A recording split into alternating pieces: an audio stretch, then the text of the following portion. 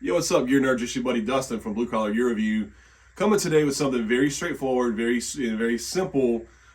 Yet, when I was first learning about amps and kind of what gear I wanted to buy and build rigs with, this concept escaped me for a long time until I really got my hands on a few different amps and kind of got to play some stuff and try some stuff. On the far left, on my far left, your camera far right, I guess, is the Mesa Boogie triple rectifier. It's an amplifier I've had for just a little while. It was a gift from a very sweet friend of mine. And I have another friend of mine, Ben, who loaned me his single rectifier to compare, not shoot out, not tone compare, because they're both Mesas and they both have that Mesa snarl and that Mesa response that you may be familiar with. What I'm really kind of going to demonstrate today, or try to demonstrate, is the 150 watt head versus the 50 watt head.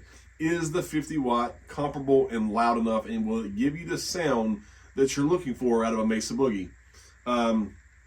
Having both of these in the room, having played both of these, I'm sort of going to spoil it and say, yeah, I absolutely think they sound very, very comparable. In 100 watts, 150 watts, or versus 50 watts, you're really not going to notice the difference in a band mix or in a room, especially if you have a great sound guy.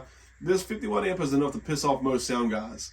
The 150 watt is also more than plenty to piss off any sound guy that you would come in contact with.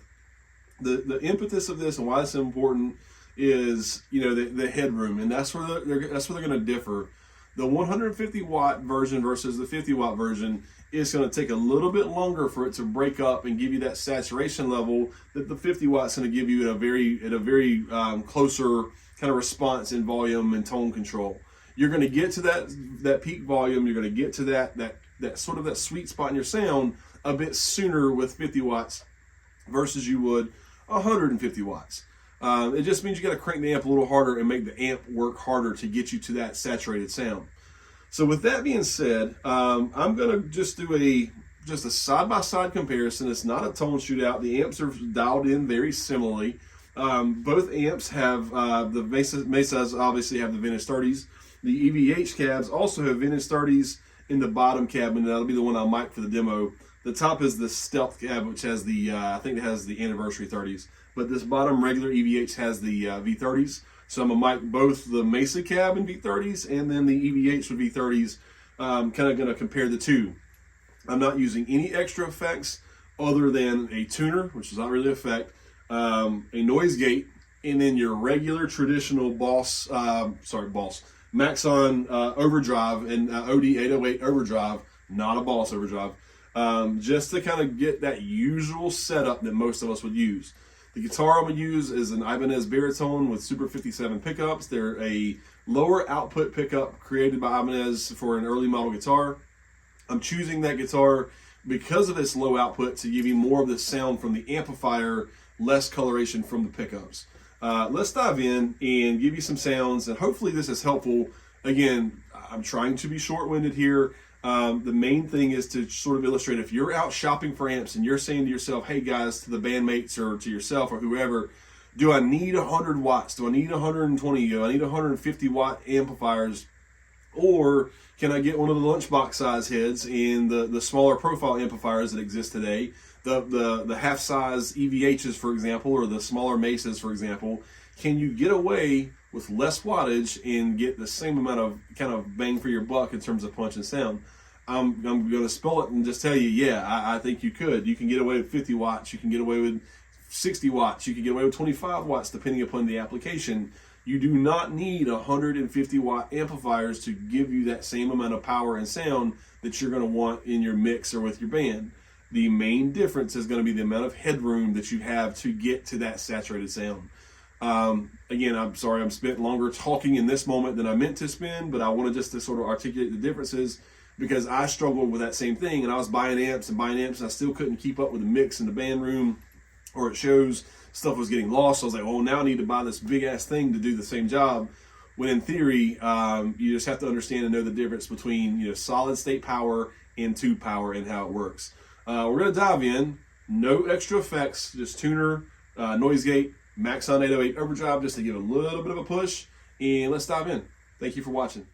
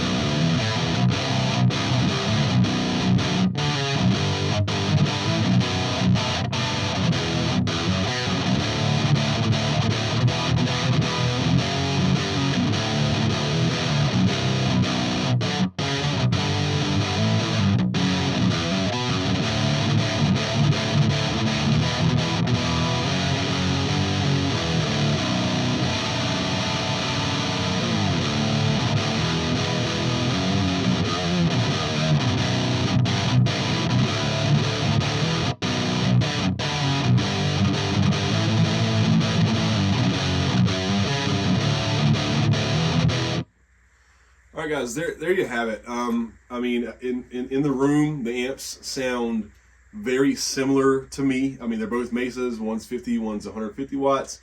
There's a slight kind of in the room that may be translating, and hopefully it's translating on the audio with a little bit of a difference with the cab response, but we're not necessarily doing a cab shootout.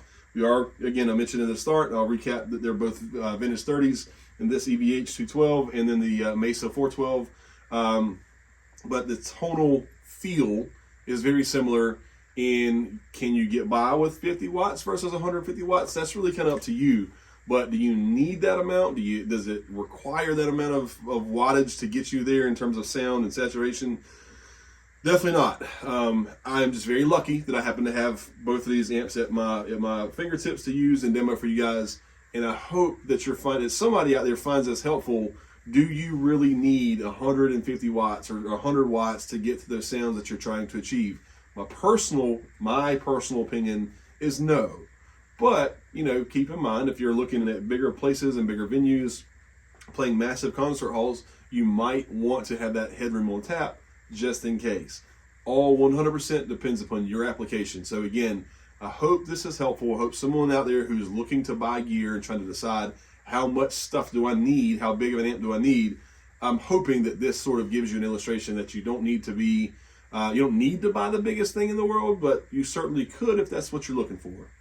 Again, guys, thank you for watching. I hope this is helpful. I hope this is helping you make a decision on what you might be trying to purchase. And we'll see you on the next one.